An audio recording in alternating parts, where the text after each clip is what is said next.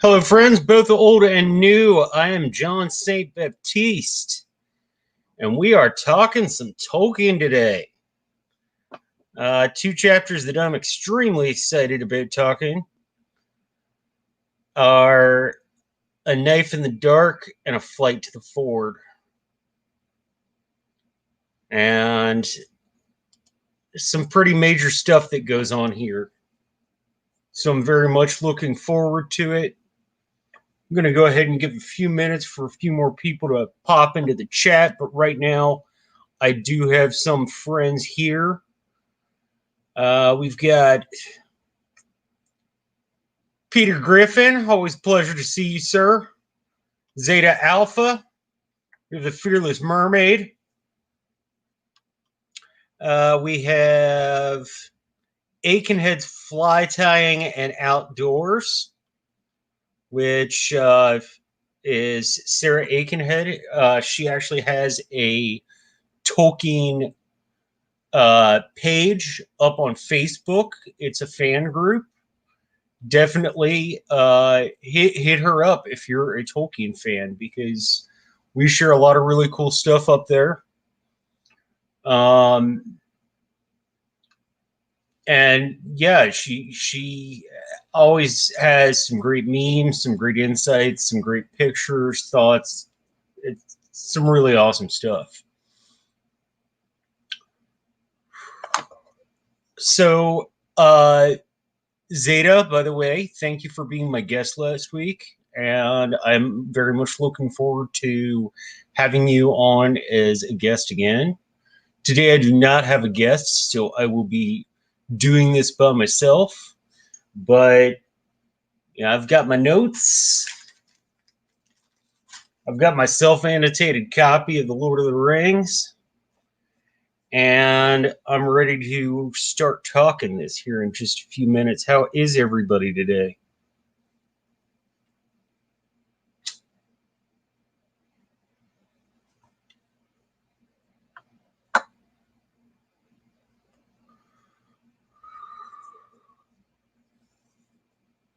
Well, everybody's comprising their answers. We'll do the shameless self-plugging, the like, share, subscribe, hit that notification bell. Please, if you're into Tolkien, if you have any friends who are into Tolkien, send them this way. We have a lot of fun here. There are some people who take stuff a little more seriously. I do take it very seriously, but I also like to have a bit of fun. So that being said, thank you for coming out. Oh, we've got Santivia Major. Always good to see you. Linda Smith is here. Oh, it's raining down there? Linda lives about 2 hours from me. And yeah, apparently it's rain. It looks like it might rain out here. I'm not sure. I hope it doesn't until at least like 9 or 10, because I still haven't been for a swim yet today because I'm a lazy piece of shit. And that's the only way I can get any exercise because our workout room is closed.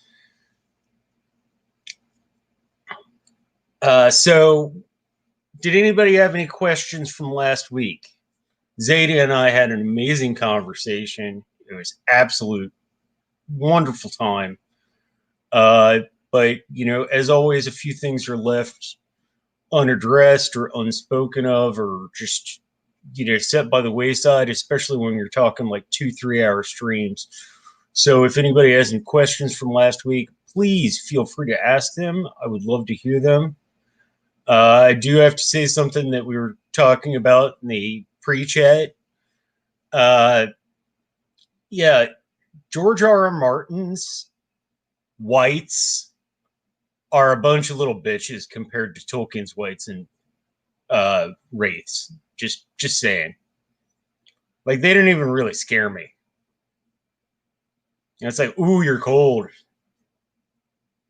Big deal.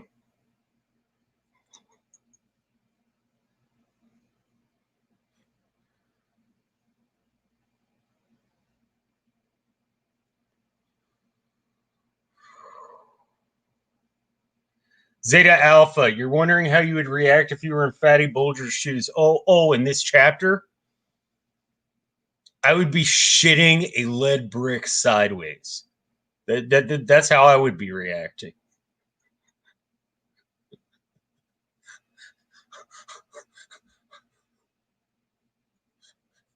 Like a lead brick sideways, no question about it. It has to be absolutely terrifying.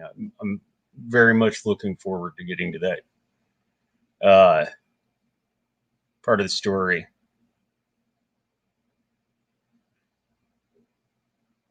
Yeah, Sarah, exactly. Anybody can kill a Game of Thrones wife with fire. Psh, big deal. You need a demigod to kill one of Tolkien's wives. Or maybe a god. Not sure. Yeah, open in the name of Mordor. Like, how would that make you feel just like hearing that?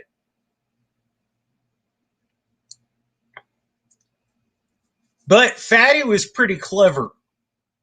You know, he saw what was gonna happen, and he like snuck out the back door and ran like hell. Ran like the demons of hell were chasing him, which is kind of the case. But yeah, I'm looking forward to talking this tonight. You'll notice you don't hear that vacuum cleaner sound this evening because I ran my AC all day and I have it at nice Arctic John conditions in my apartment now. Because we undead we don't like being hot, but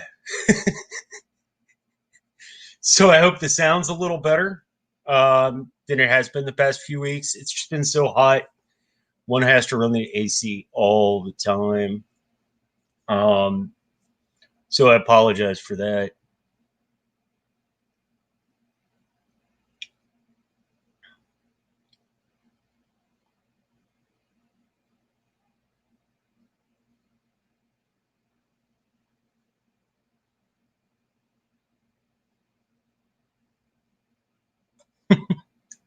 Sarah, that's okay. That's what we do here is get off topic.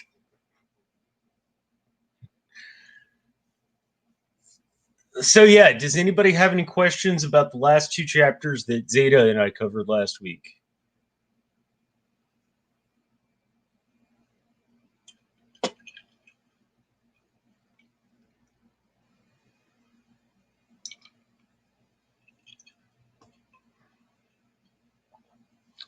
Any questions about the son of the prancing pony or Strider?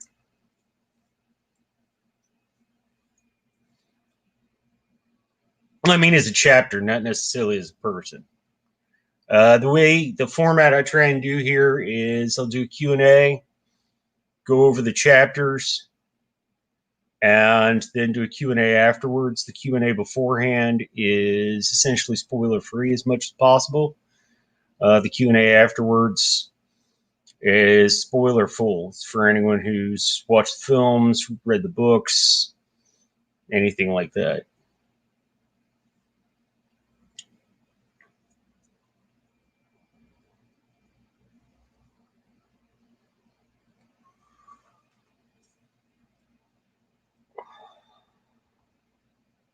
Okay.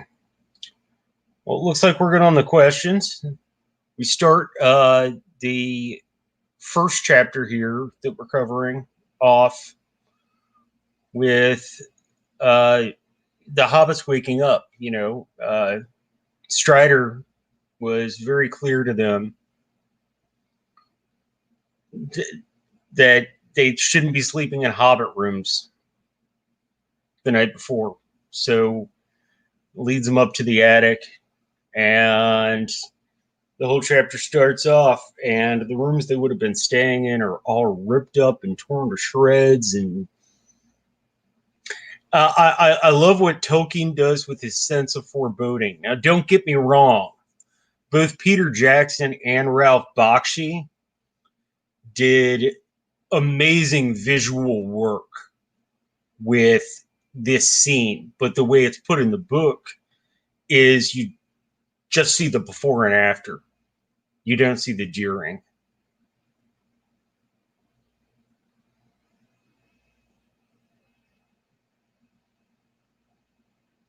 Sarah says, all those Rangers were really cool with thanklessly defending the Shire and Breetown. Sure, noble Aragorn, but everyone? Yeah, you know, there are a lot of unthanked people out there, and what what the Rangers do, Tolkien does mention, is that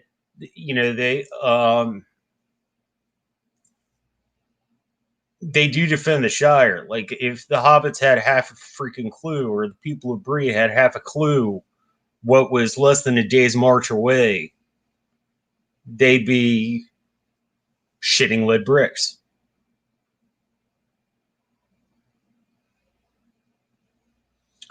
Zeta, the book is kind of poor on that scene. See, I have to disagree. I love how it was written because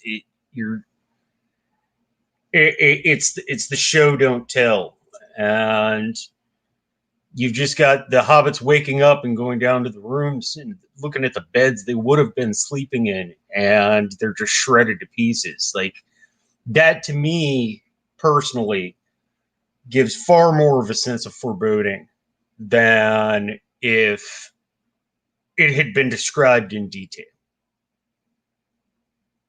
If that makes any sense. And I'm not asking you to agree or disagree with me. I'm just expressing my personal thought on that. The wraiths, until the end of this chapter, you never actually see them. They're just shadows. And I think Tolkien does so much with a sense of foreboding in this chapter in particular. I mean, there's been all this foreboding leading up to it, but in this chapter in particular, I think that you feel like the other shoe's going to drop from like the first word.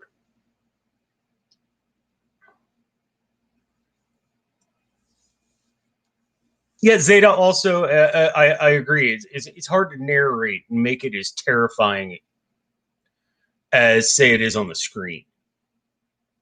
Which, by the way, speaking of on the screen, as soon as I figure out how to set up a watch party on Facebook, which, if you're interested in my social media, go check it out down below.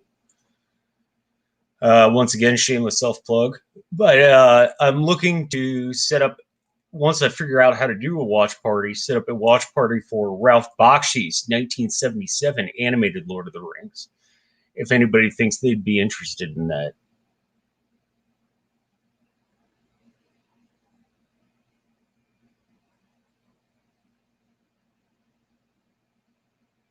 Yeah, Suntivia, it lets you imagine seeing it yourself. It's one of those things that Alan Moore was talking about. If for those of you who aren't familiar, Alan Moore writes graphic novels, comic books, so forth, and he was talking about how the art of the comic book, because of the way it is structured as a media form, you can have a scene where you have somebody with a hammer standing behind somebody sitting at a desk. And then in the next scene, you have a picture of the city and a scream over it. I think this was Alan Moore. It might have been another comic writer, but I'm almost positive it was Alan Moore. And he says the reason that is so integral to the art of comic books and graphic novels is because you're the one who committed that murder. And it's the same type of thing with the written word, with like with this scene. You're the one who pictured these black writers, and yes, we're going to use that term for right now, breaking into the inn and tearing up the Hobbit's hotel room. You're the one who that all happened in your head. You're the one who visualized that. I don't necessarily think that something always gets lost in interpretation from one media to another, but there's certain power to you making that up in your head. To me, the mark of a really great writer, and I don't think that Tolkien ever realized how great of a writer he was. He never thought of himself as a writer. He thought of himself as a linguist who wrote books. And I don't think he ever realized how big his freaking toolbox was as a writer. Because there are a lot of really clever things that he does that absolutely impress the living hell out of me. And yeah, that scene with the Nazgul has to be one of them.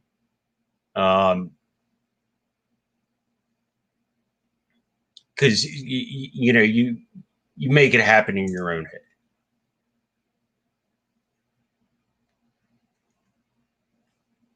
So the hobbits wake up, they go downstairs, and then the chapter gets even more fun because somebody broke in to the stables, stole all the horses, or let them all out anyway. And they had wanted to grab their food, get some breakfast, pack their stuff up, grab some provisions, get on the road before anybody was up. And this totally ruined that. Totally ruined that.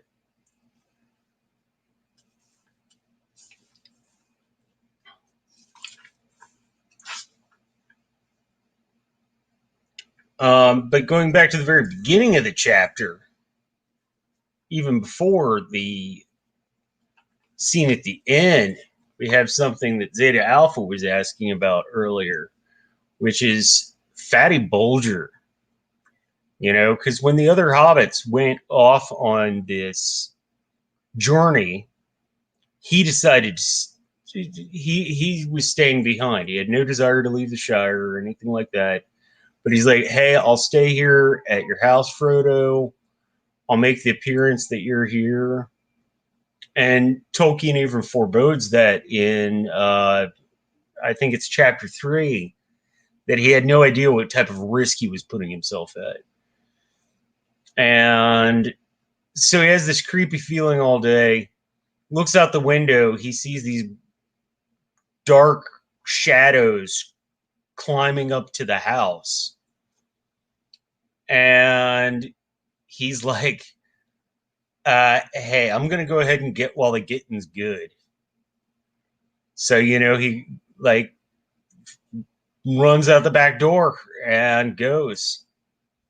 And so they wait all night and then slam open the door, open in the name of Mordor, which would absolutely just be terrifying. I mean, if Fatty had stuck around, he wouldn't have had a freaking chance. So it was pretty. It was both smart and brave of him to get out of there, and he runs over to Buckland to Brandybuck Hall, and he's so terrified he can't even get out a proper sentence. But at least they figure out somebody's trying to invade. And so they get out there. It says here in the book, for the first time in 100 years, they get out the horns of Buckland and, announce that they're enemies in the Shire.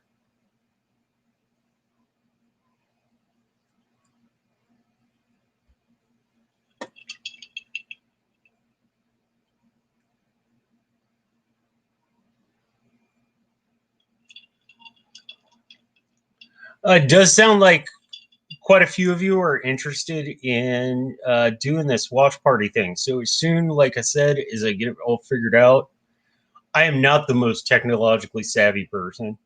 Uh, in fact, I'm a bit of a Luddite.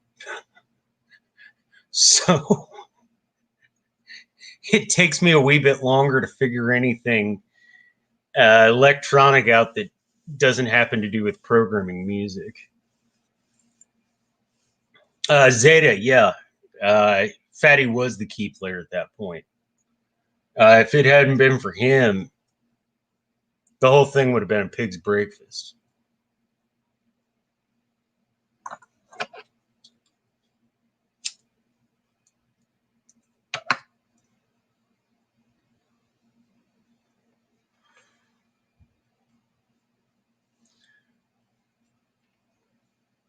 And what's really interesting is that right here it starts bringing up how Frodo has these dreams.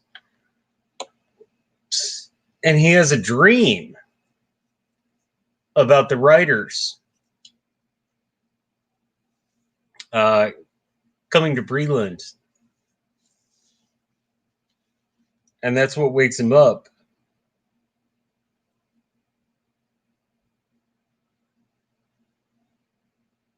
And it's very interesting if you pay attention what Tolkien does with dreams throughout this entire book. They're very important.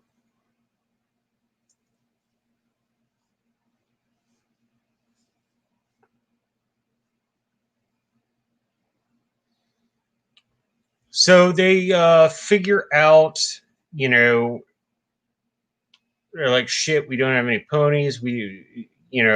And Strider tells them, well, I was going to take you across country anyway. So it's not like they would have sped anything up or anything like that. But it would be good to have one to keep some provisions on. And so they put out a search for somebody who has a draft horse or a draft pony for sale. And they find Bill. And Tolkien. I mean, the man, as we said, was a linguist. He knew his words. He knew what he was doing. You know, in certain ways, he was on par with Eminem because he knew how to shape the specific word that he wanted to use to describe something and things like that. And he was very clever about a lot of his wordplay. And the fact that the only person they could find to buy a pony from was Bill Fernie, who was this like really shady, sketchy guy. And the fact that Sam named the pony Bill, I just think is absolutely brilliant.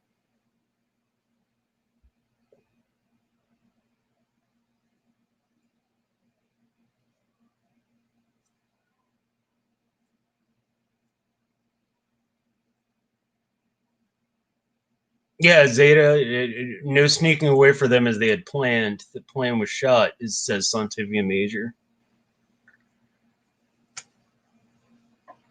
So does anybody have any thoughts, ideas, questions up to this point in the book? Up to this point in the chapter? I know we're only 2 or 3 pages in, but a lot of freaking information in a very short period of time.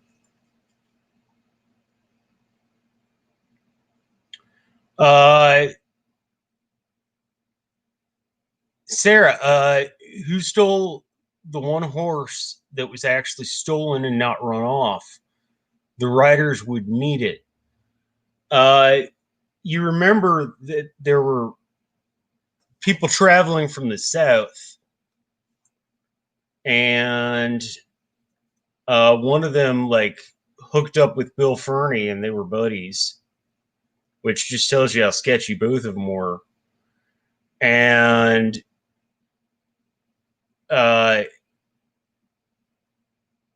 Yeah, I believe that he was the only one who stole the horse that was missing. And Butterbur even says, don't blame me if you guys fall in with a horse thief. Like, that's not my fault.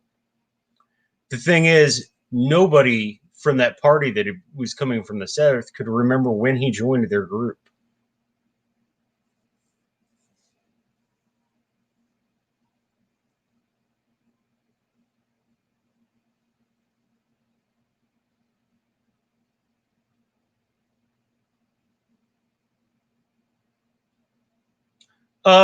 Fearless Mermaid. I don't know. That's left ambiguous. Um, whether the riders ran the horses off or like the sketchy guy from the south who, as Zeta Alpha points out, it's essentially stated that he's a half orc. Um, I mean, not in so few words, but it's essentially conceived. So I think he's probably the one who ran off with the one horse that actually got stolen. Because as it goes into a bit later in the chapter, all the horses and ponies and they all get found. It was just the one that was missing, like for good.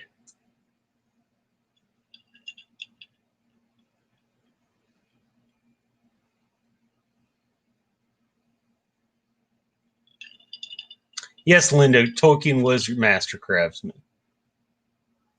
Um, and a lot of people, I would imagine, think it's a pretty funny comparison for me to make, but his word plague more than anybody, it reminds me of Eminem or another great MC, who can just spit bars and throw stuff together that you're just like, how did you even come up with this?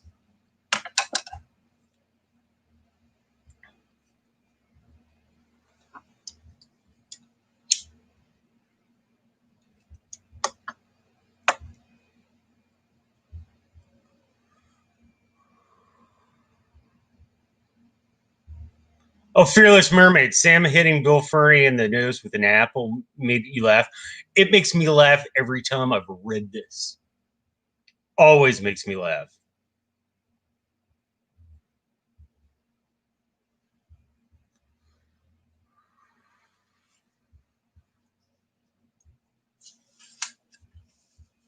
Sontavia said she would blame the Ferengi. Different nerddom, but okay. I could buy it. Yeah, and then Zeta Alpha's like, waste of a good apple. After he like slams the guy in the nose with it. Waste of a good apple.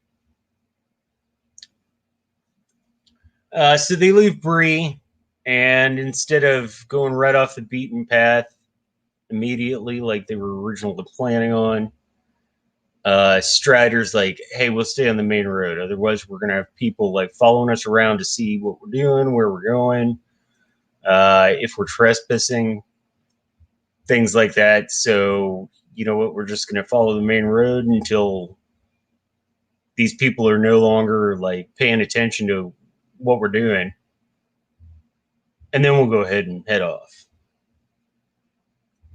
And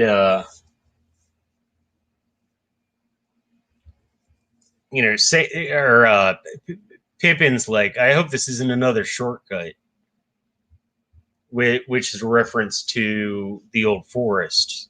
Because they were taking a shortcut through the old forest and they ended up getting, totally stranded and lost and so forth.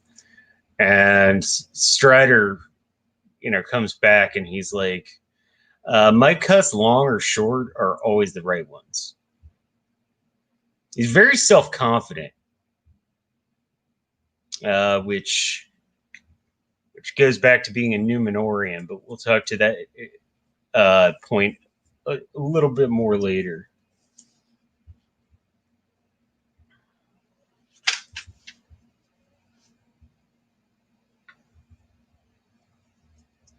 But he knows his shit. Yeah, Zeta, there were no trees trying to trap anybody. That always helps too. But like Strider knows his shit, and if I may read a quote from the book, it says whether because of Strider's skill or some other reason, they saw no sign and heard no sound of any other living thing all day, neither two-footed except for birds, nor four-footed except for one fox and a few squirrels. Yeah, he knows his stuff. He knows his way around. Hiding out in the woods. This is what he's been doing for quite some time. We find out a bit later exactly how long he has been.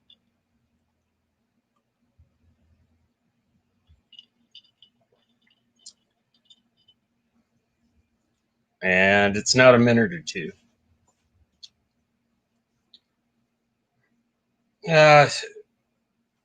So with their path, they end up having to go through marshes, which is never comfortable. If anybody here has ever been through a swampland, fun is the antonym for going through that type of terrain. Yeah, it's pretty much the antonym. Let alone anything else that might happen, or the dangerous wildlife, or the dangerous people, or whatever. Just the sweating and the bugs and your clothes just like sticking to you, and yeah, not a good time.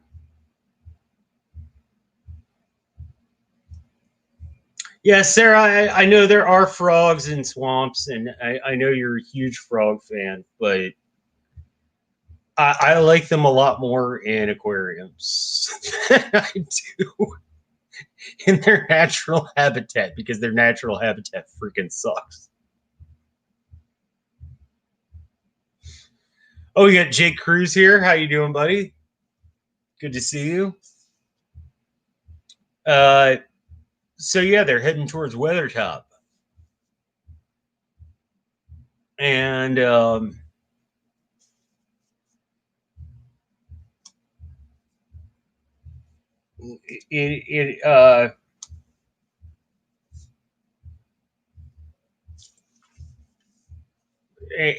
and we get a little bit of backstory here. Another thing that Tolkien does, I think, quite well is sneaks backstory in, and it's just like casually mentioned that this had been a fortification of the Men of Arnor, a couple thousand years ago. But actually, if one delves into it in the Legendarium, there's so much information that could be stated about this. He's very good at just like slipping this little thing in, and this little thing in, and this little. It's really great, and it reminds me of when you're having a conversation with somebody about like whatever, and they just slip in an anecdote or a fact or something like that about the history of something.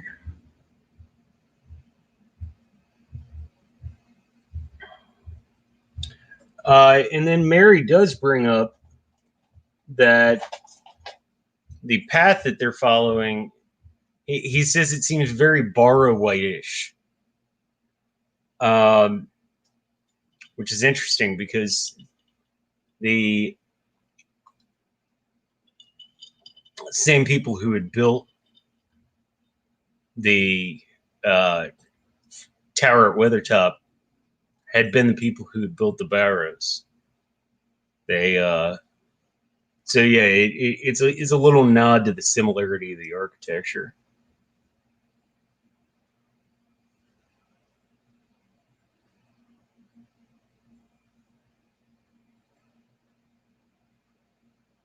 Jake says he lives in the desert, not much humidity, but when he was Beijing, as soon as he walked outside, it was wet, not a swamp, but miserable.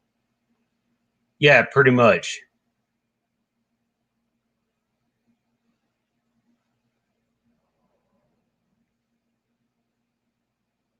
Um, for me, honestly, Cincinnati in the summer is miserable.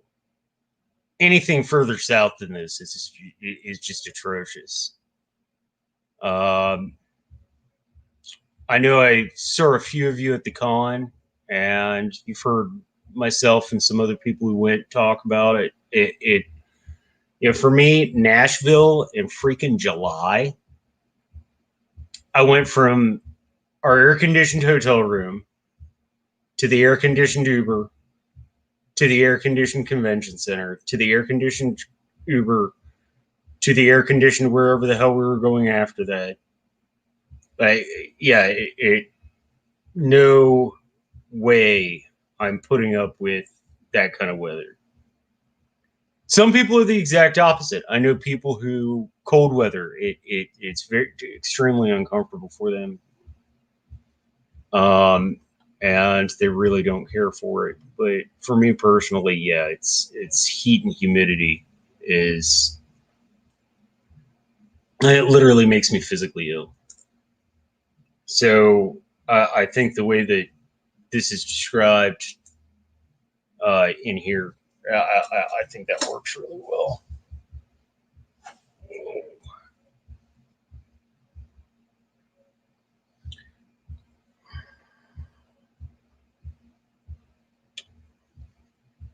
Uh, so Strider in passing brings up Gilgalad, which once again this gets back to uh, the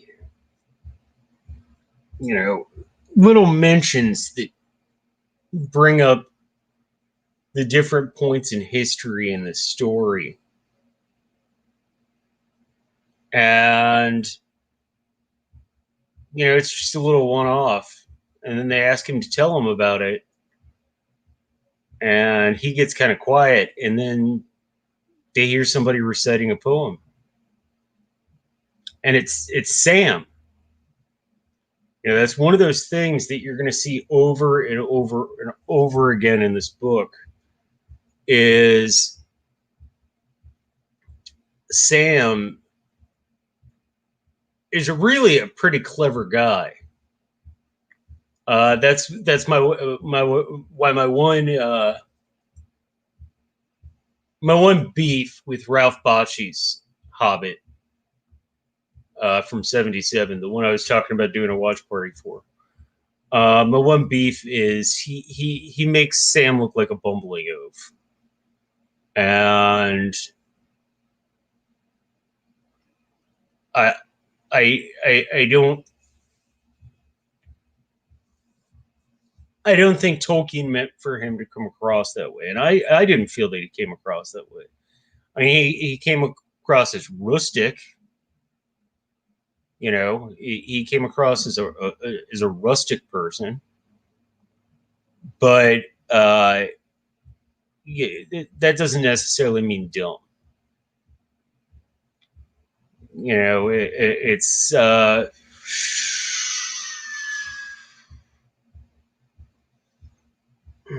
want to say it was Conway Twitty, but I know I'm not right there. But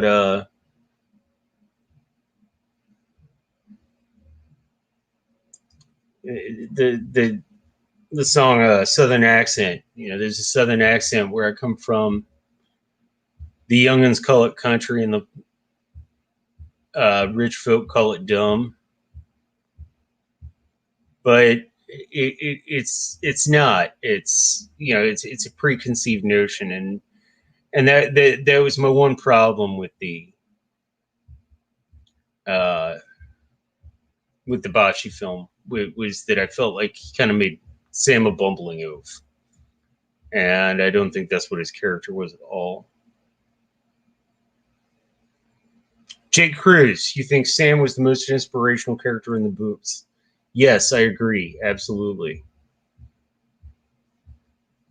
Oh, and then Sarah says she likes Angry Scottish Samwise from the Rankin Bass Return of the King adaptation.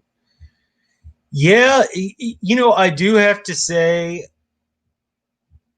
I like Rankin Bass's animation style that they did. Yeah, I grew up with freaking Thundercats. And I always felt like they had good voice work. I just felt like their writing was absolutely abysmal. And they butchered the living hell out of that book. But there were high points, and that's the thing I always try and do is try and see the high points. I try and see the silver lining. But much like myself, every silver lining has a touch of gray. And the Fearless Mermaid says Thundercats. Nice. Guys, give me just a second. If you would, if you have any questions so far, please put them up. I will be right back. I just have to run and take care of something real quick.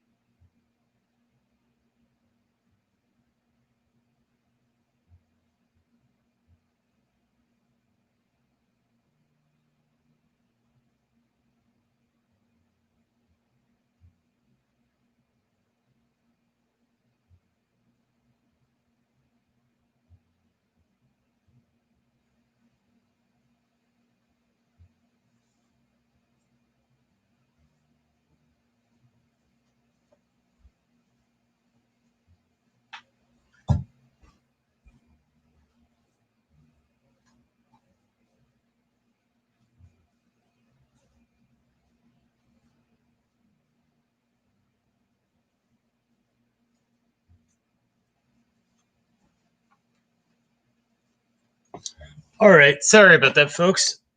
Uh, Nature called. Hi, those of you who have followed me for a while, I'm sure you've heard me say this. There's a mouse walking around somewhere that only has to pee once a year because God thought it would be extremely funny to switch our bladders when we were created.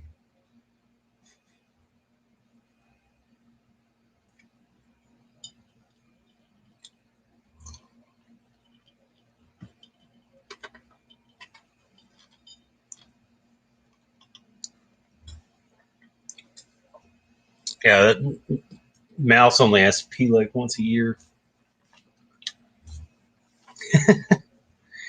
But so yeah, I mean, we see here that a Sam remembers this. That Bilbo had told him years and years and years ago, and then also we get to it gets really quickly into the point of the story, and when one reads about Gil-galad, it's a very dark story. It's very um, but that's something that's going to be touched on much further on in the books.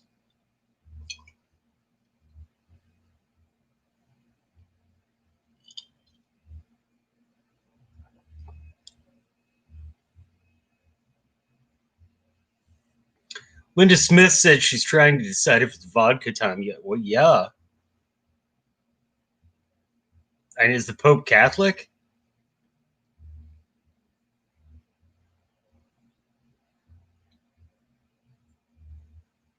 Fearless Mermaid. Sam reminds me of the kid who is just fascinated about everything. Yeah, exactly. He's like a sponge for knowledge. You know, he's I could probably verbalize that much better, but he's like a sponge for knowledge.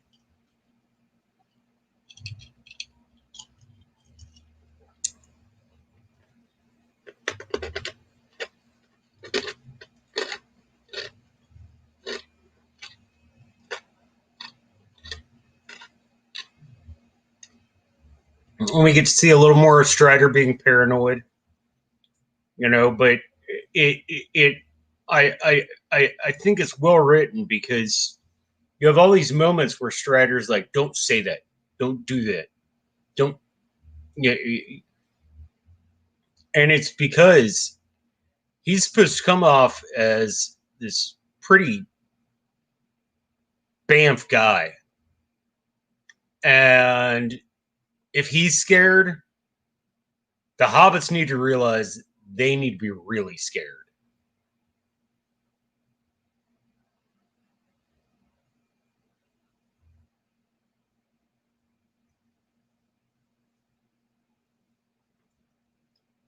Well, Fearless Mermaid. Ironic that Pippin says going to Mordor. I hope it won't come to that. Okay, we're going to talk to that in the afterwards Q&A. Just because that's a little spoilery.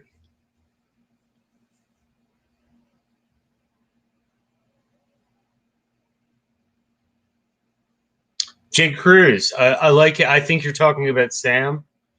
I put duty ahead of everything, more than Strider and Frodo even.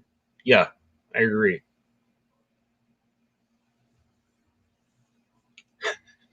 And Sarah, yeah, don't say you're getting thin and becoming a wraith even as a joke.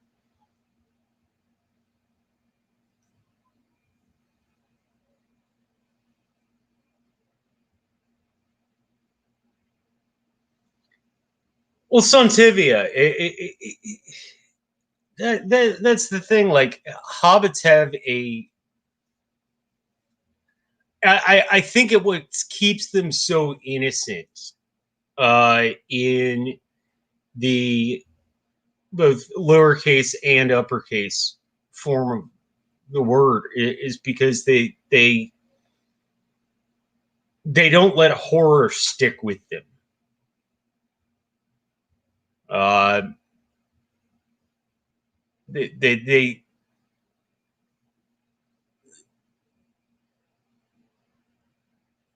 they they put it behind them.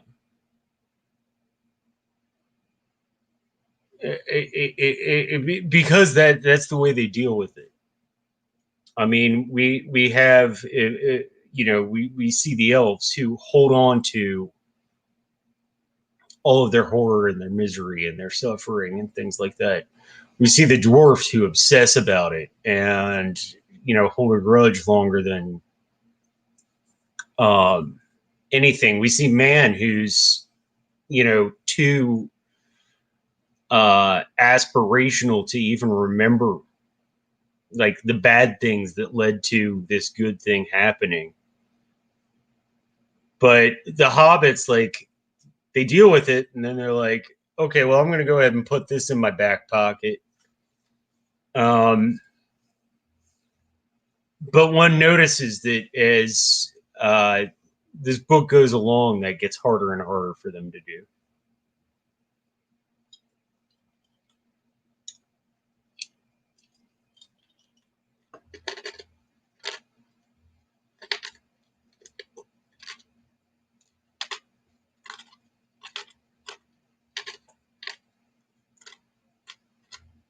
Oh, Jake, don't worry.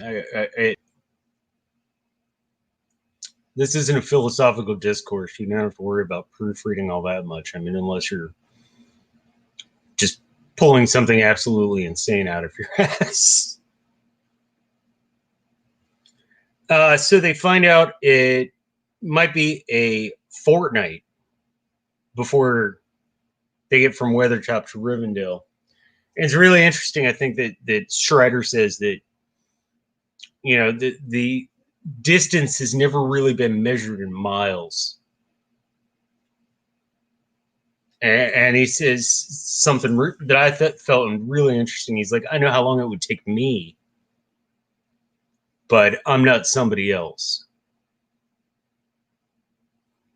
And then also they find he brings Merry and Frodo up to the top of Weathertop, where a few nights ago they had seen these lights going off, like big sparks and lights and things like that.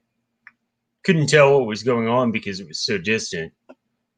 But they had seen, and then they find a stone, and it has what looks like a G rune in the number 3.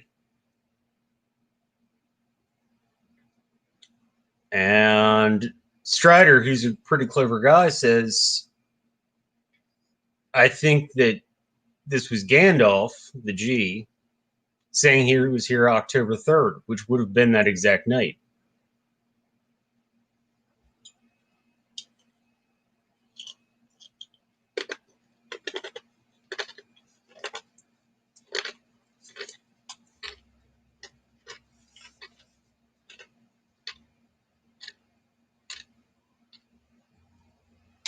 And then as they're standing up on the hill, they look down at the road and they see 3 riders coming from one direction, 2 coming from the other to meet them. And they're set with a sense of immediate foreboding.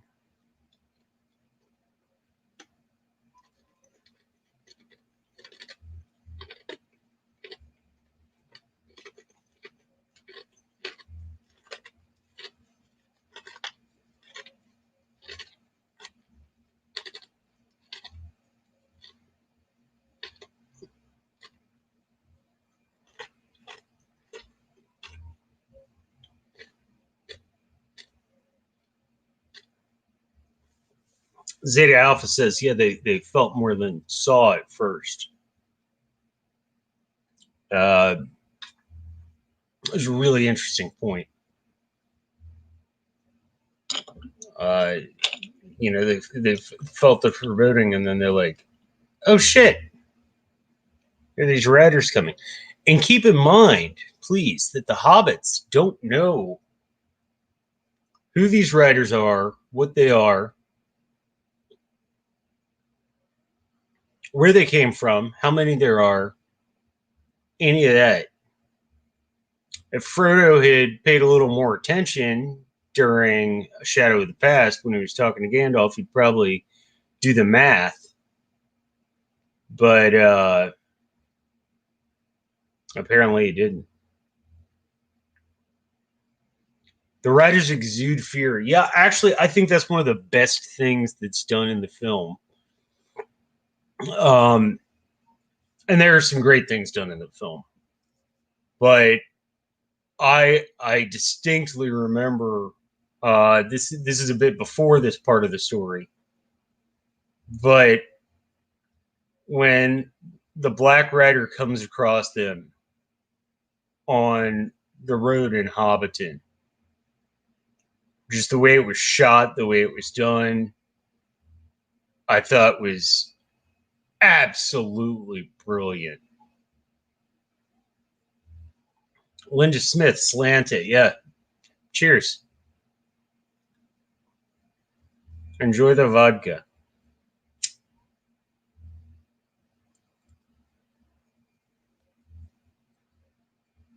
Is it good Russian potato vodka, or is it the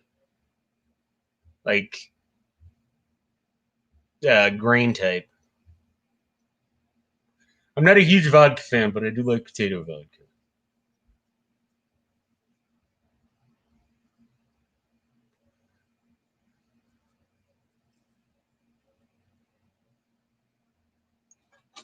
Exactly. Frodo knew to get off the road.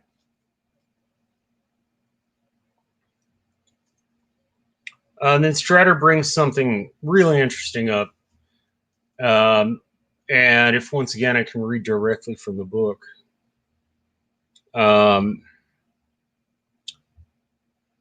He's talking about how the writers can't see in their world, just like they can't see in the writer's world.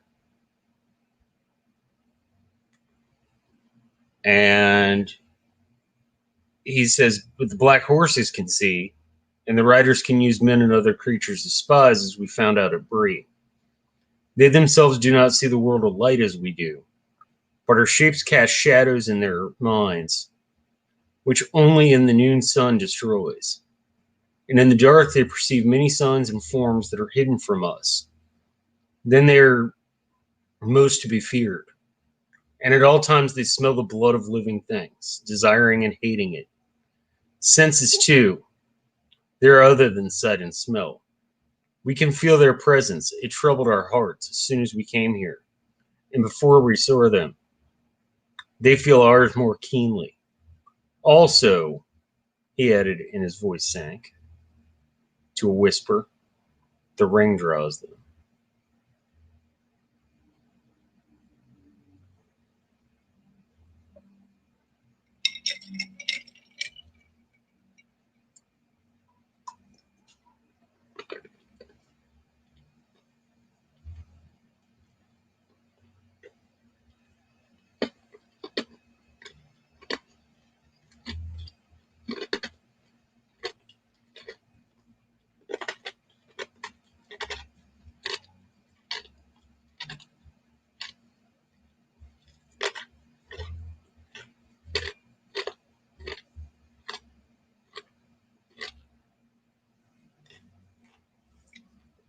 Sarah, I don't think their horses were evil, but they had, like any domesticated animal, been, well, domesticated. So, they did what they were used to, and part of that was like telling the writers, hey, basically almost like Avatar is not the word I'm looking for, but the writers could almost see through their eyes and so forth. I don't think the horses liked them, but they just kind of put up with it. And yes, Strider does say that they were bread and mortar. Uh, there is the question about whether they were stolen from Rohan or bread and mortar, but um,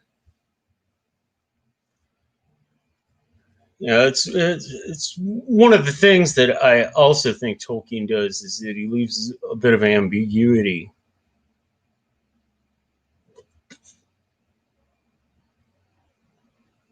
Fearless Mermaid, I have not watched The Witcher, so I do not know. I'm sorry.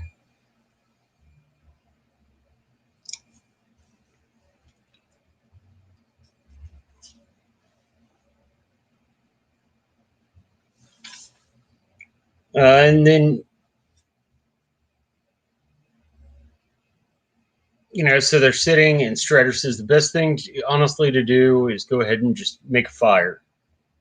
They know we're here. And they aren't terrified of fire, but they certainly don't like it.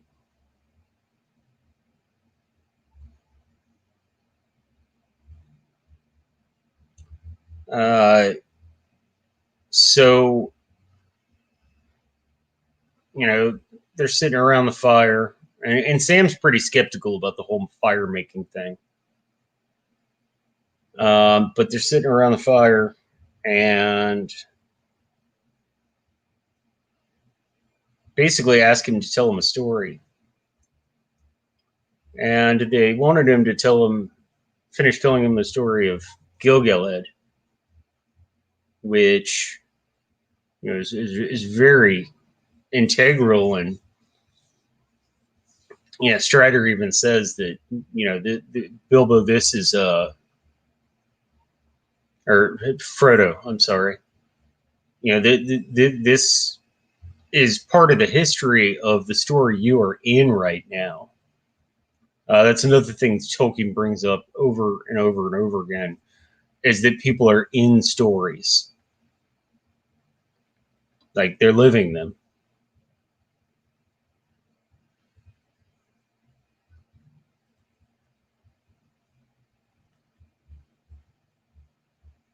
And um, they wanted him to tell the story of Gilgalad, and Strider's like, no, this isn't the time or place, because it's scary and it's dark and it's foreboding. And we'll, when and if we make it to Rivendell, we'll talk about it there. And you can hear it actually told properly by people who, and this is another thing that like one forgets, it comes in and out of one's mind. These were people, there are some people in Rivendell who lived through it, who lived at that time. But he's like, okay, I will tell you a story. I'll tell you the story of Tenuvio. And this right here, it's gone into so much more in the film than it is in the book. But this is Strider's modus operandi. Is basically a reflection of the story of Tenuvio. That's his modus operandi. And it's not gone into much in the book. Fran Walsh in an interview was saying that, you know, she thinks that Tolkien made the right decision there because going into the entire story of Aragorn and Arwen would have slowed things down and would have basically been literary suicide and not worked. But it's in the overtones, and it's always in the overtones of anything involving Strider.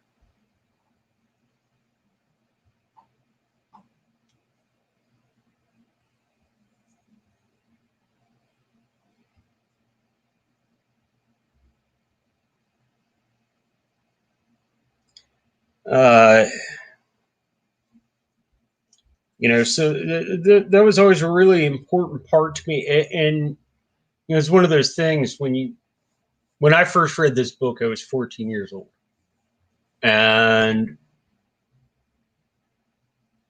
it didn't even really register to me. And then as I went on, every reading, the more I knew about being an adult who has another adult in their life, like it registered to me more and more. And then moving even on from that to the point in my life where I am right now, where, you know, I think about, you know, just the things you regret in life and so forth. Yeah, it was quite a bit. And then he gives some background, but it's like, seriously, I'm looking at it right now. It's 2 paragraphs. And then they notice the shadows creeping up the side of the hill. This is another scene that I think was done absolutely amazing in the film. And what absolutely blows my mind is that it was the first day Viggo Mortensen was shooting. If you've seen the Lord of the Rings films, it's unbelievable. But that sense of like just creep and terror and foreboding that these writers have comes across so very well. I almost want to say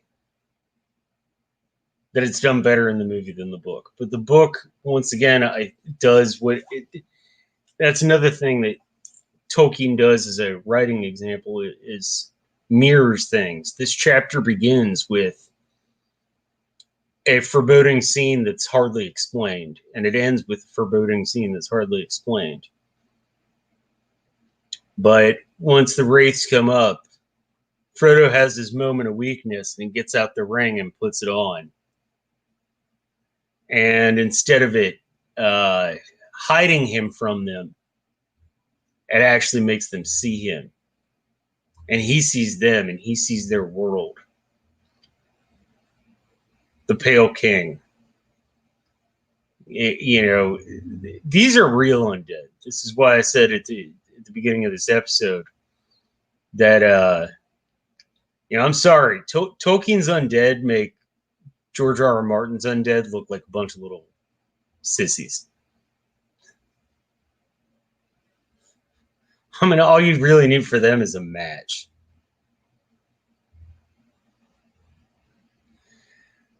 But, Frodo has his moment of weakness. It's a combination of the ring seeking its master. It's a combination of him being terrified, combination of being so close to these riders who are servants of Sauron. And he has his moment of weakness and puts on the ring. And then they see him. And then Frodo takes a knife in the dark, which is the name of this entire chapter. And I love that the chapter is named after essentially the very last moment in it.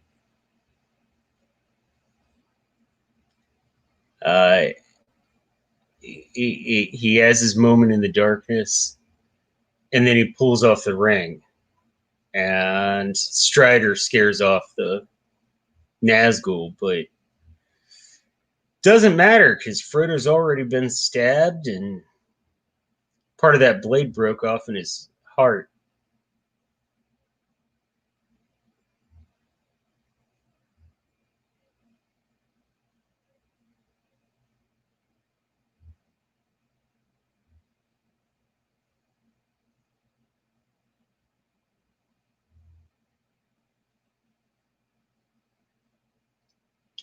Yes, Sarah Tolkien is very good at breaking the fourth wall, long before that even became a term.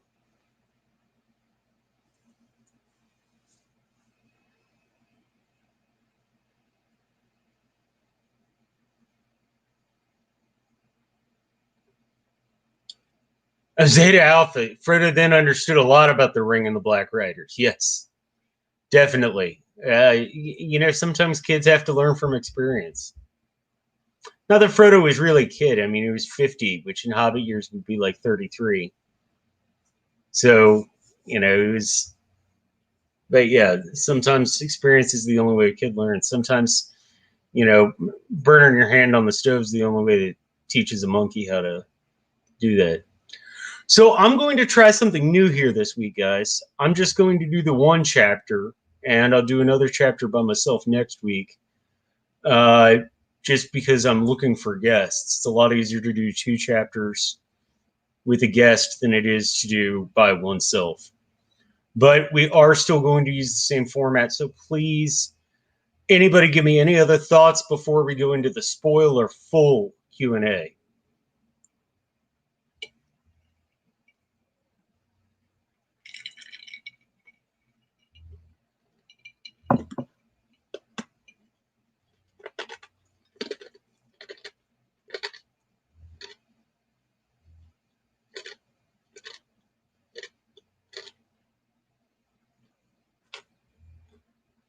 Yes, on Tivia Major, I completely agree with you.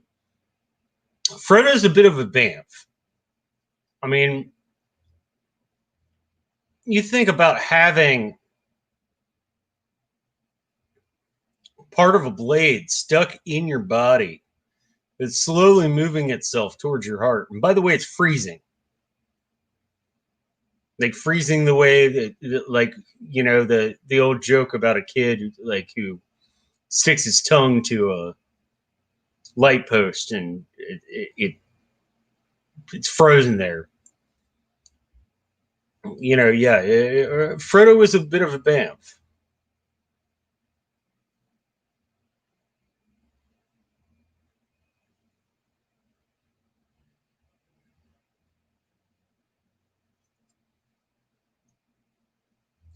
Sarah says probably Elrond and Strider have seen a person become a wraith from being stabbed by a mortal blade. Or else, why would they know that danger? Yeah, I think that's a good theory. Also, I think they just know the danger of anything that was created by Sauron, and how essentially it you know, in the end, there is that biblical metaphor there that, you know, it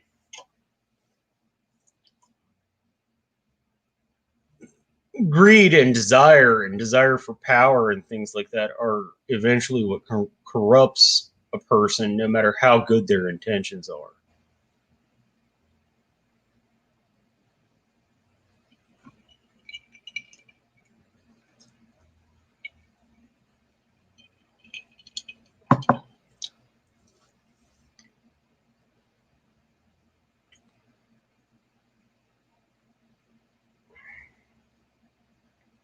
So,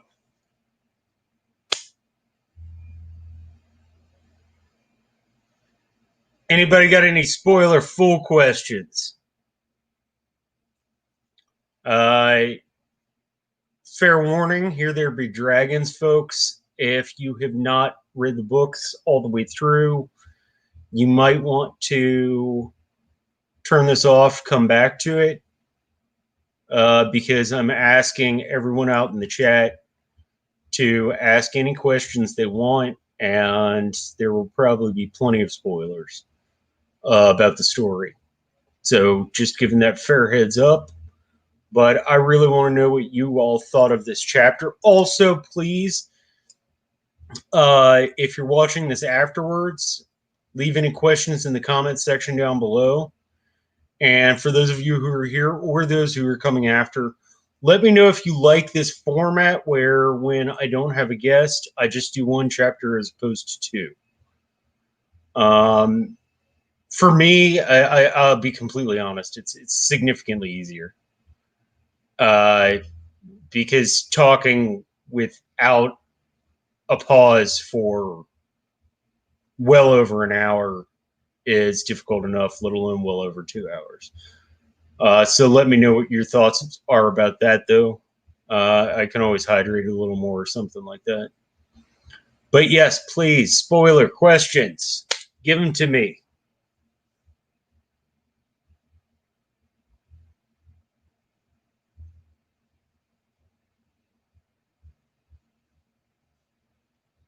Yeah, Zeta Alpha was essentially freezing Frodo's body.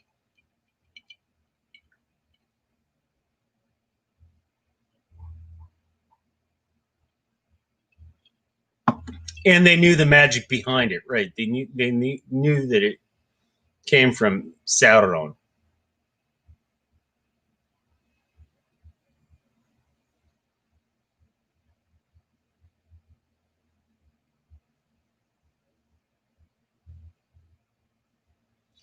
Zeta, how can this part of the journey be symbolized to the world, or I should say Middle Earth? If you don't mind, please elaborate on what you mean there.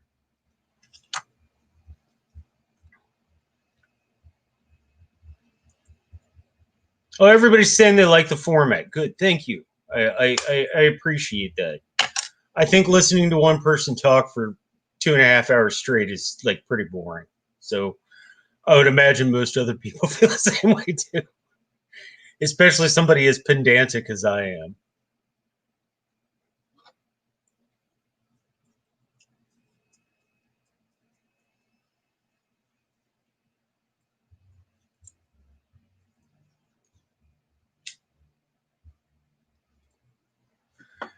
How can this journey be symbolized to the world is a learning portion of the entire story. I think this is when Frodo,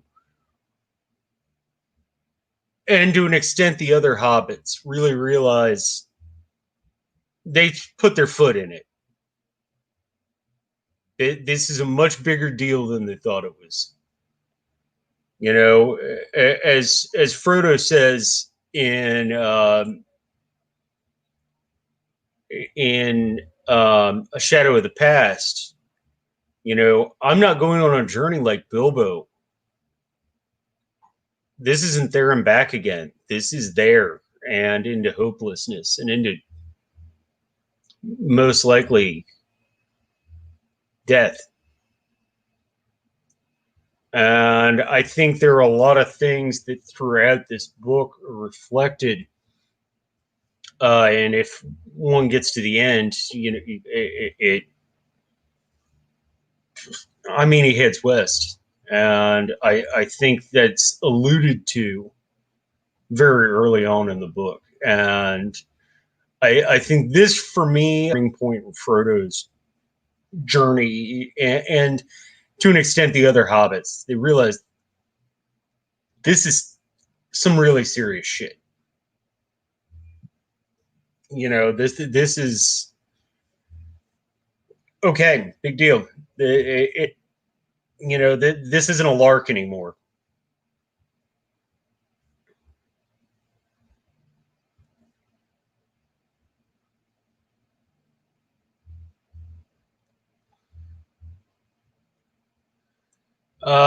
Fearless Mermaid. The dwarves that go to Moria are the same that were in The Hobbit, right? Balin and Ori and Owen. Yes. Those were three of the 13 hobbits or 13 dwarves who were in the book The Hobbit. And they also had quite a few other people with them. It's never stated numerically, but my guess was that it was about 30 or 40 dwarves.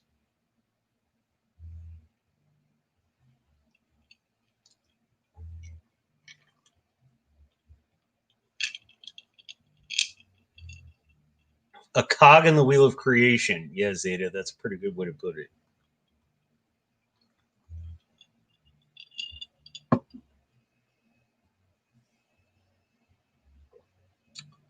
Zeta Alpha Gimli was the son of Glóin,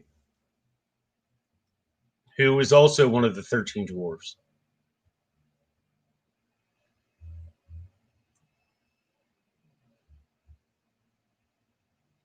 Not sure who his mom was.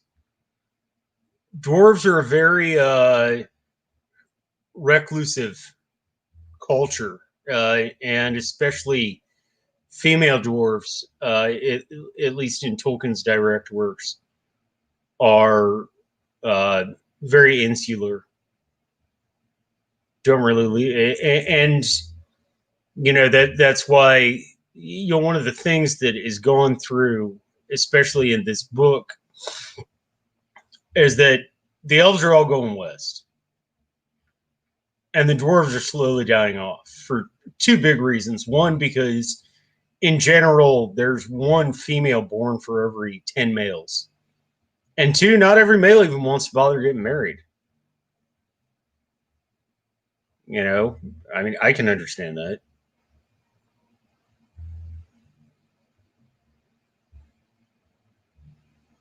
Tiny hairy women swimming. Yes. I watched an interview with John Rhys Davis about doing that scene. And I love how he improved the whole scene. And I love how he says that, and this is very true. If one's ever really got into acting, improv, by its very nature, is 90% rubbish. I'll even go so far as I am no actor, but as a musician and as a jazz player, I will say that, yeah, I don't know about 90, but 70% of improv is absolute rubbish. I mean, unless you're talking about some absolutely amazing musicians, improv is 70%, but it's that 30% gold, or in this case of what Davis is talking about acting, that 10% of gold. That's just great. And here's to men who go swimming with little hairy women, because I'm not sure if you know this, but it's a play on Jaws, when Oh, what's the actor's freaking name? I can't remember it now. The main actor, we need a bigger boat, which was also an improv line. But he's like, here's to men who go swimming with bow-legged women.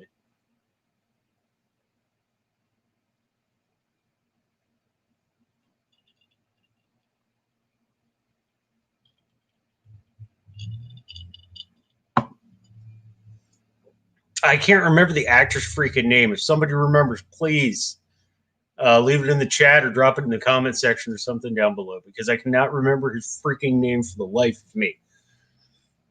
Oh my gosh. Oh, this is going to be bugging me for the rest of the night now.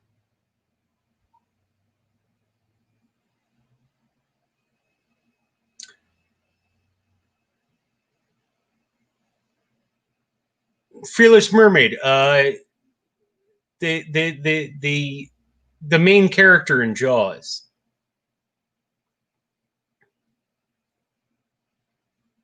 I cannot remember his freaking name for the life of me. This happens. Kids, don't drink as much as I do and don't get old, because eventually you start forgetting shit.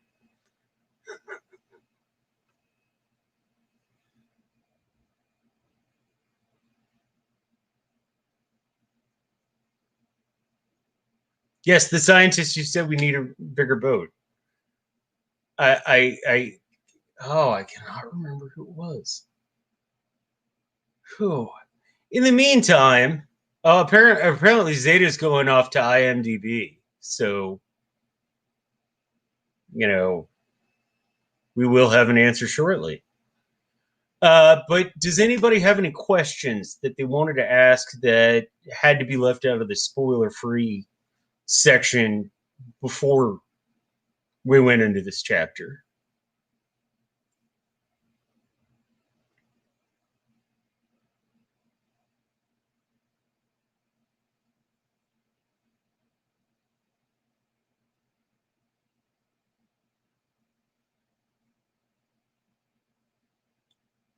Yes, Richard Dreyfuss, thank you. Richard Dreyfuss, thank you, Scientific Major. That was driving me nuts. No, I'm not going to be banging my head against a keyboard all night. I appreciate that very much. It was terribly kind of you. And then Linda Smith. Yes, I agree with you that Rhys Davis, or Gimli's character, was used a bit too much as comic relief in the films. You can only make so many short jokes, so many, they're curmudgeons. They're basically like, yeah, I can see where you're coming from there. It didn't bother me too much in the Lord of the Rings films. The Hobbit films, I think I've said this before. Actually, if I remember correctly, Zeta and I were talking about this last week. It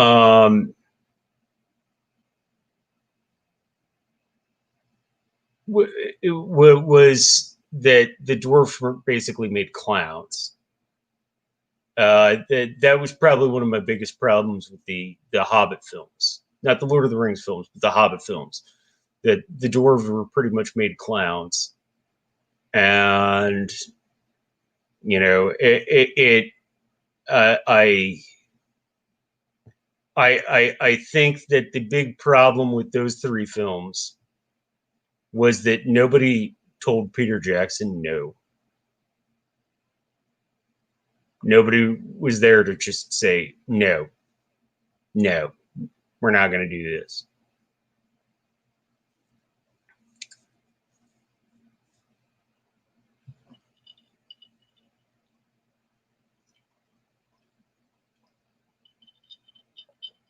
Zeta, I didn't mind what they did with Gimli. for lack of a better term, I think it kind of humanized him. Because if you read him in the book, he's a very stultified kind of,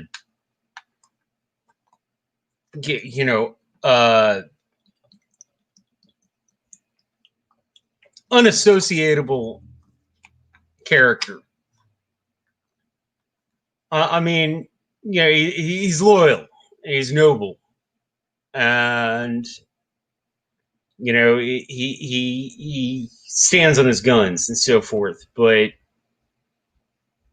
he's, at least for me, and maybe it's how good John Rhys Davis' portrayal of him was, or just having read this so often, but I personally find Gimli in the books to be stultifyingly boring, personality-wise. Of all the people in the Fellowship, the one who I have no real desire to go out and have a drink with is the fucking dwarf. That kind of says something about the way his character's written, at least in my view.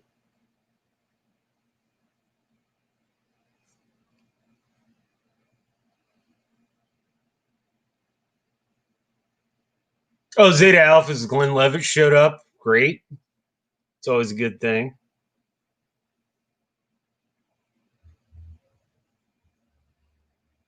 Suntivia, no, I've never seen the movie Legends. It just it was clownish. That was my problem. There were some great things that were done in The Hobbit. My three biggest beefs with the Hobbit films. One is how clownish they made the dwarves. Two, no, actually that's two, because number one is how clownish they made Radagast. Two would be how clownish they made the dwarves. And three would be, if they're done right, I will always take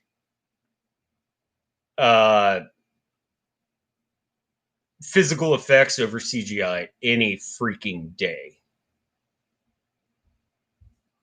Any day. Now, I don't mind that they stretched a 250-page book out into 3 movies. I don't mind that they added filler in. I don't mind that they added things from other works. I didn't have much of an issue with that. But those 3 things, I had a huge freaking issue with.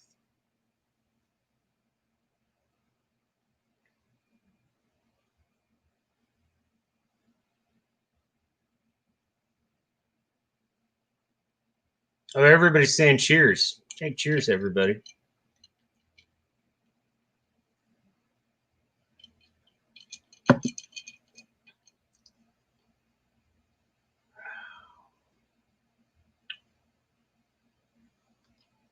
So does anybody have any questions about Morgul Blades or the area that they're traveling through, which is actually quite interesting, or anything involving this chapter, or anything that this chapter alludes to that you know about that we will be going over further down the road?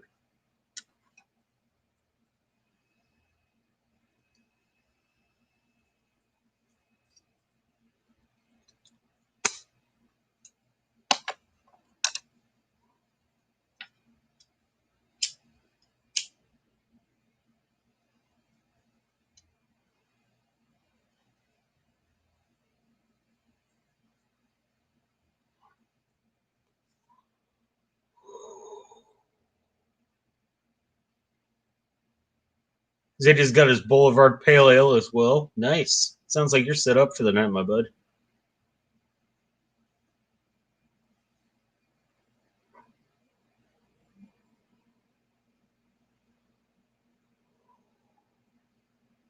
Zeta, Frodo's recovery. Oh, when he wakes up. And he had. Are you talking about when he wakes up and he has the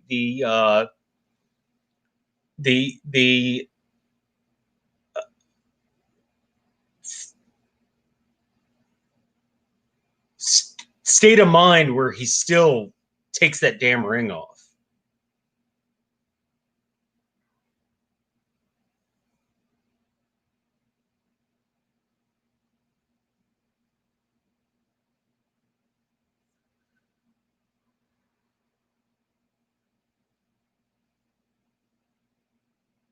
Okay, so Antivia Major, did the Dark Riders initially think they had killed Frodo? Um, that's one of those things that's left ambiguous. Personally, no, I don't think so. I think they thought that leaving him wounded with the piece of Morgul blade in his body, that they knew they'd eventually have a little wraith who they could boss around and tell what to do. In fact, that's even like talked about a bit later in the book. We'll get there in a couple weeks.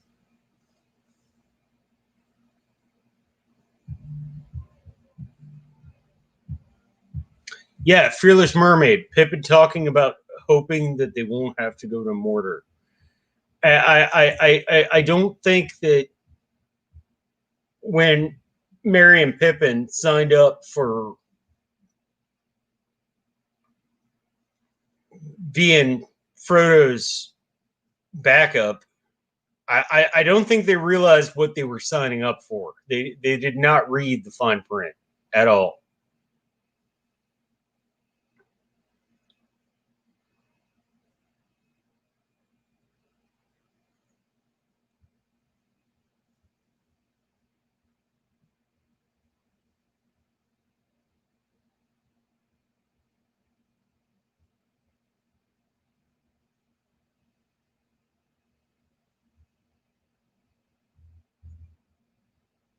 Yeah, Zeta Alpha is a very good point. They knew he would turn. It'd be easier to eat the ring that way than. Yeah, absolutely agreed. Fearless Mermaid. What's a Morgul blade? A Morgul blade is a they're the blades that the Nazgul wield. They have curses and darkness and evil, soul stealing, scary ass shit written all over them, and eventually they can consume the soul of the person who survives an attack because of that, just that little piece. Plus, as I was talking about earlier, it's freezing. So, like, it literally imagine having an icicle in your chest.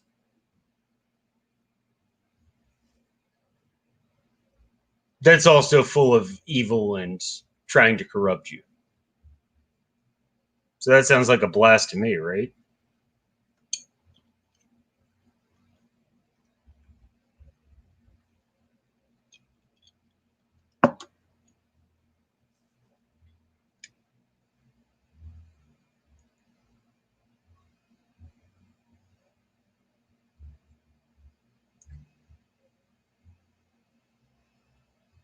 Zeta Alpha, very good point. The Hobbit race is very magic resisting.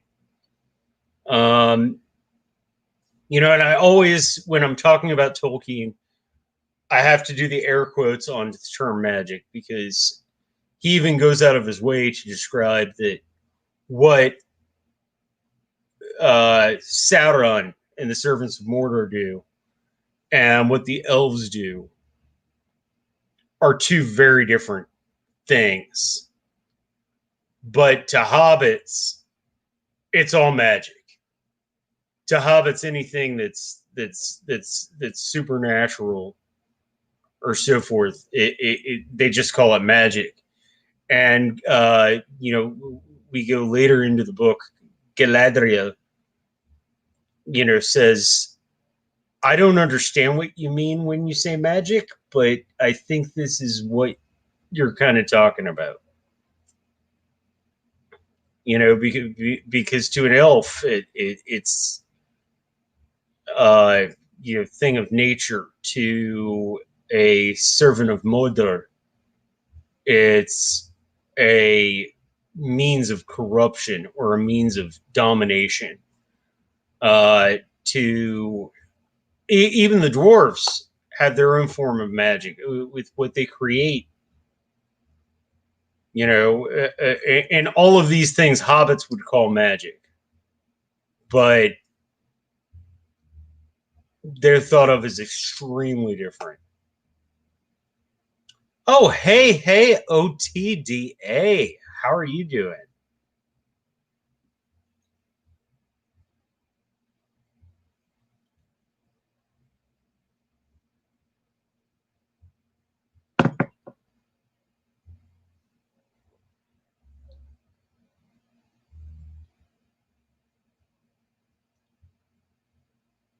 Zeta says this is where D&D terms bite him. Yeah, well, I don't have too much of an issue with it because one has to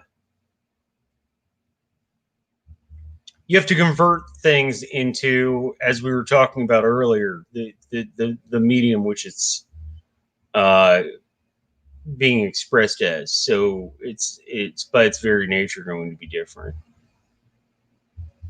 Um, Speaking of which, I just had somebody on a group that I'm in bring up what is the most badass crit roll or the most horrible crit failure that you've ever rolled and describe it. And I had a pretty cool one. But unless you're a D&D geek, you're not even going to know what the fuck I'm talking about.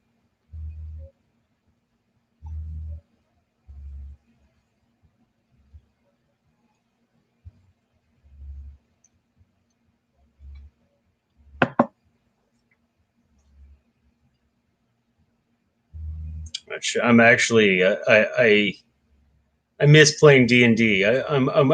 I'm working on, hopefully within the next month or two, getting an online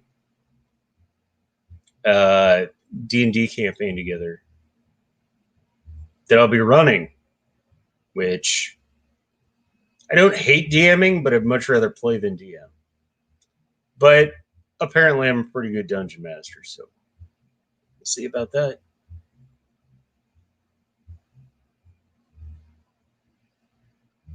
But yes, so uh, any other questions about this chapter, folks?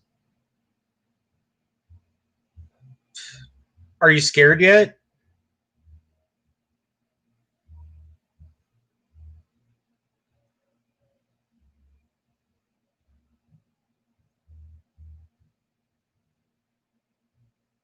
That's my question I have to ask you.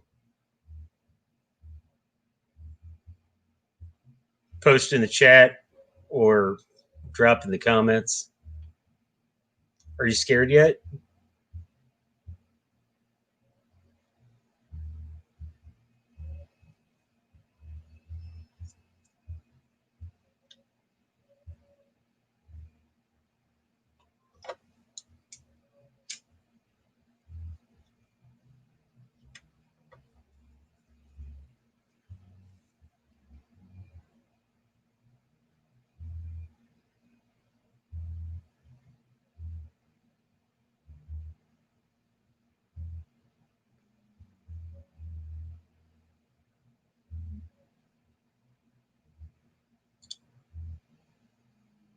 Santivia says yes, she is scared. Wise young lady.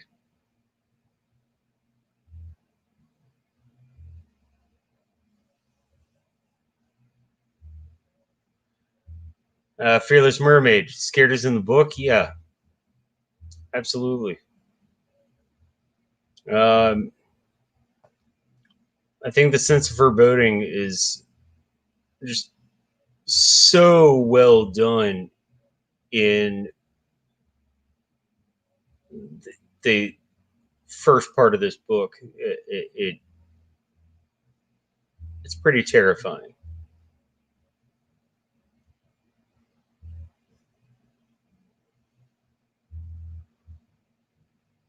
On Zeta Alpha, was Frodo scared when Gandalf was delayed? Well, if he wasn't, he sure as hell should have been. It did say he had a sense of foreboding, though, so I think that kind of refers to that.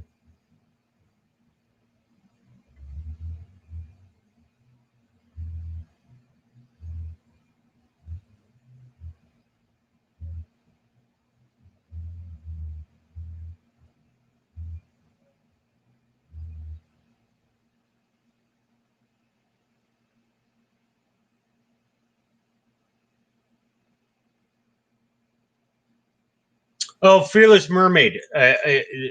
Yes, uh, puts it absolutely, I think, perfectly. Yeah, I was like, where the hell is Gandalf? And what the hell scared him? And if Strider is freaked out, we should be. Yeah.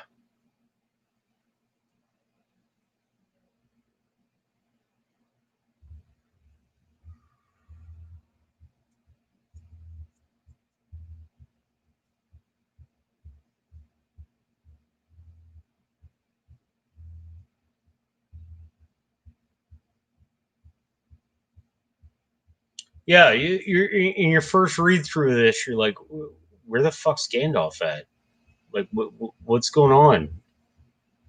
He doesn't seem like the type who, doesn't show up when he's supposed to meet somebody. And it gives you, once again, going back to just some brilliance of writing style. It gives you a feeling of how Frodo probably felt.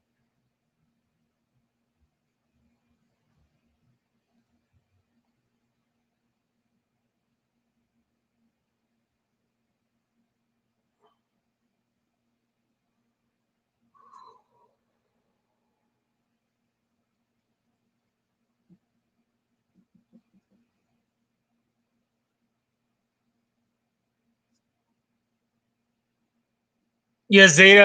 I cried the first time I read the Gandalf. I know the scene you're talking about. Yes, I cried as well too. By the way, getting into the math of Balrogs, there was this post somebody put up on a Tolkien site the other day about what if the Balrog had wings? Why didn't he just fly back up after that? And that's never actually stated. That's more of a Tolkien artwork thing than Tolkien writing thing, because it's never actually stated that they have wings or that they can fly.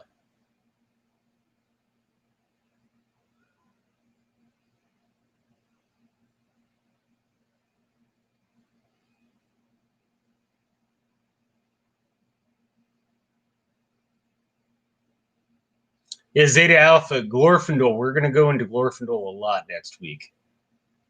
And I'm very much looking forward to that. Suntivia Major, you're in the moment when you're reading and you feel everything. Yes, I completely agree.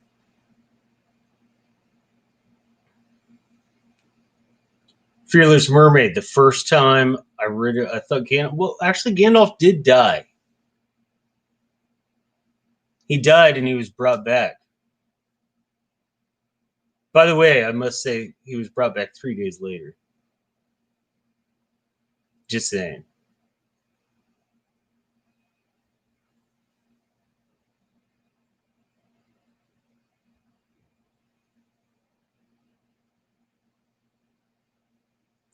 Zeta said Balrogs can't fly. It's a fashion statement. Nice.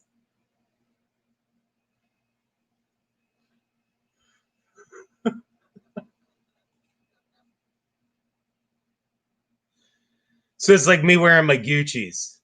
I'm not Ray Charles. I'm not blind. I can see perfectly well. In fact,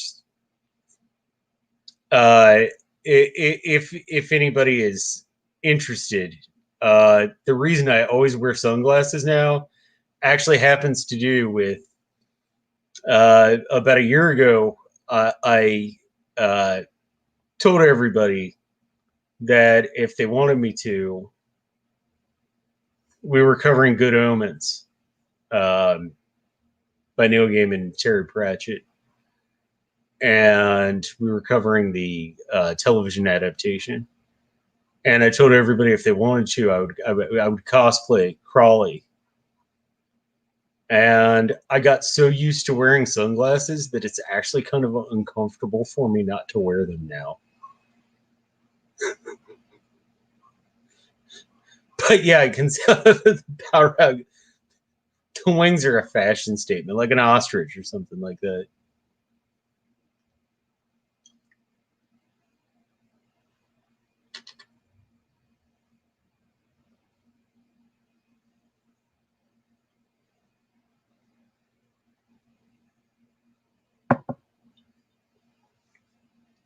Oh, Zeta Alpha says he loves my Gucci's.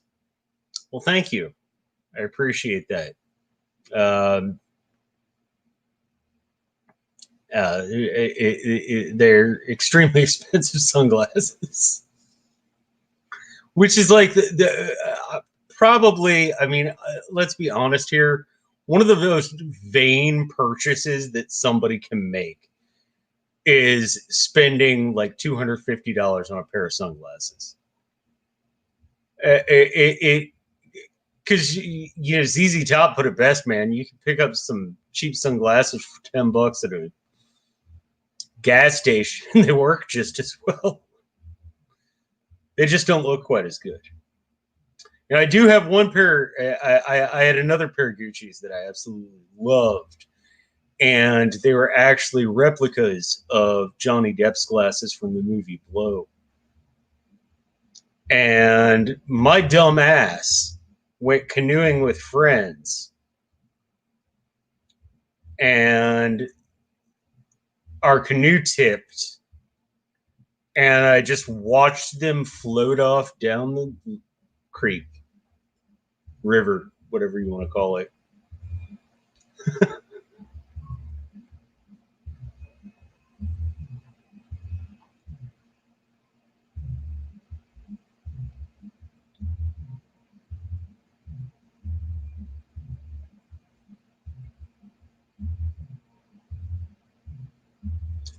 Zeta Alpha says he was told by the doctor he should wear sunglasses at night driving. See, I just wear sunglasses at night to keep track of visions in my eyes.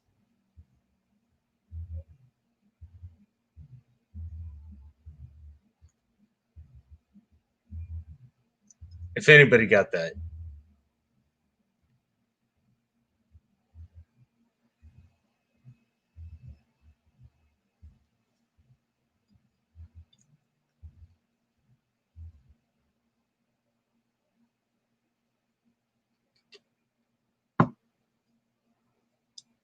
By the way, I have this super mix of that that's like 9 minutes long. I used to love to put it on because I'd have time to like go to the bathroom and go get a drink and all these things and still hit the DJ booth with like a minute and a half to spare. It'd be great.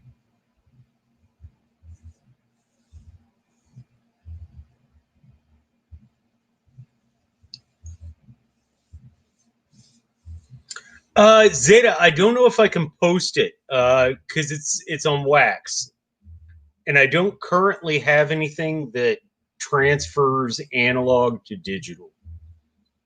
I'm working on actually getting that because what I really want to do is I have a tablet and I want to upload my entire record collection onto the tablet, which I think would just be awesome as all hell.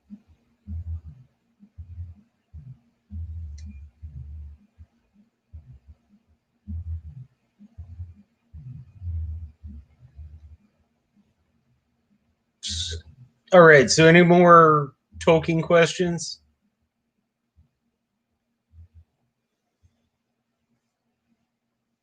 Speaking of music, I just put up a new video the other day with a new playlist.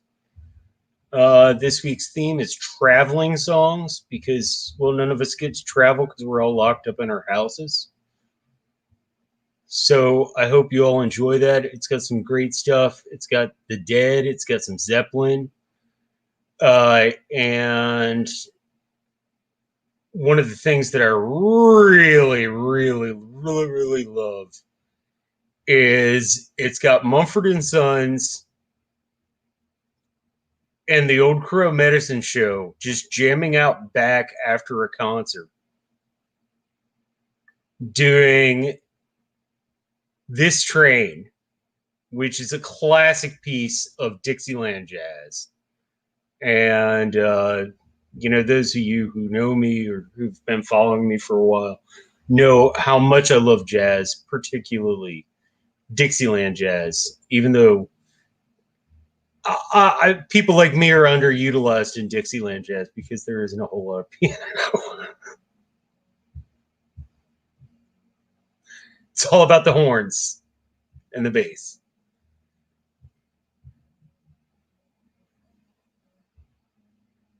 But El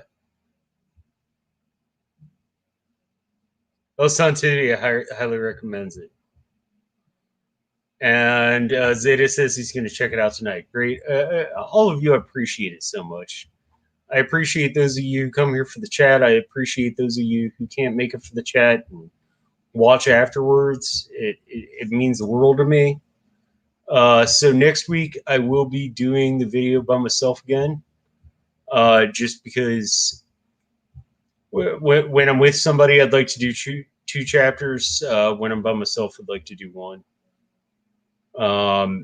So we will be doing The Flight to the Ford, which tension. All of you aspiring young writers, read this chapter to learn about how to write tension. Because, oh my gosh, it's good. And you even have the calm down moments, because you need those calm down moments to make tension work. It can't just be all like action flick. Boom, boom, one thing after another, blah, blah, blah, blah. Like, you have to have those moments calm just to make the tension higher.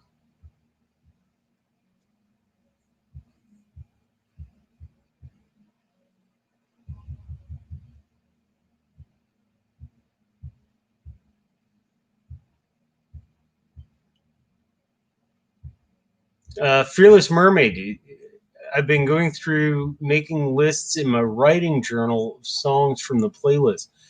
If you feel like it, please feel free to put in the comment section on one of my music videos, like, your thoughts about each and every song.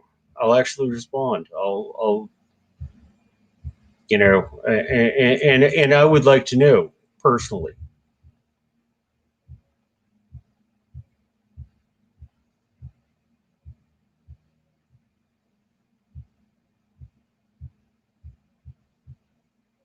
Zeta says that Strider's the man at chilling out. Yeah, he handles everything pretty calmly. He's got his head together pretty well. He's got his shit under control, so to speak. So I certainly appreciate that. Well, I'm gonna let you all go. If you want to do any after chatting, my social links are in the comment section down below. Hit me up on Facebook. Message me. We could even make a group if anybody wants to. I'm going to go ahead and I have some things to take care of, but I'll be available again here in about 10 minutes. So hopefully I'll hear from some of you. And if not, I'll hear from you soon. Thank you all so much for coming out here. I greatly and vastly appreciate it. And I love hearing your thoughts, and I love sharing this work with you. Yeah, this work is so integral to me and my life, and I love the fact that you care enough to come out and hear about it. It means quite a bit to me. So I'm going to go ahead and let you go. Enjoy your Friday evening. In the meantime, if you would please be so kind, POUR, be excellent to one another, party on, and keep sailing west.